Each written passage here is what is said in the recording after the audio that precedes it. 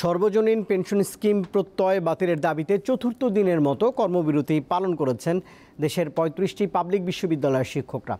দাবি আদায় না হওয়া পর্যন্ত আন্দোলন চালিয়ে যাবার ঘোষণাও দিয়েছেন তারা। আজ আওয়ামী লীগ সাধারণ সম্পাদকের সঙ্গে শিক্ষকদের বৈঠকের কথা থাকলেও তা স্থগিত হয়েছে।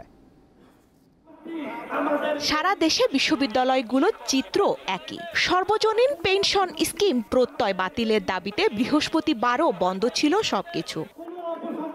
প্রত্যয় স্কিমকে বৈষম্যমূলক আখ্যা দিয়ে এটি বাতিলের দাবিতে অনড় ঢাকা বিশ্ববিদ্যালয়ের শিক্ষক সমিতি।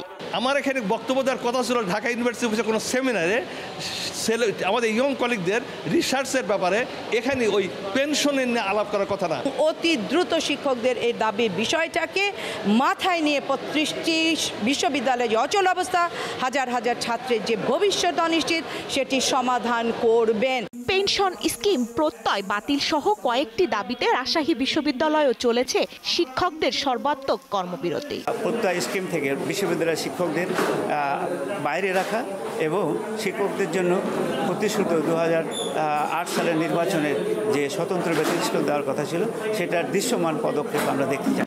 একই দাবিতে কর্মবিরতি পালন করেছে বরিশাল বিশ্ববিদ্যালয়ের শিক্ষক কর্মকর্তারাও।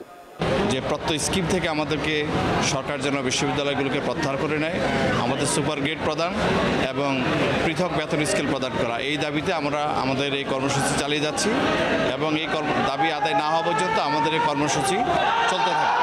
এদিকে সংকট সমাধানে বৃহস্পতিবার আওয়ামী লীগের সাধারণ সম্পাদক ওবায়দুল কাদেরের সঙ্গে শিক্ষকদের বৈঠক হওয়ার কথা থাকলেও তা স্থগিত হয়েছে। স্বস্তিকা সিংহ, দীপ্ত, বার্তা কক্ষ।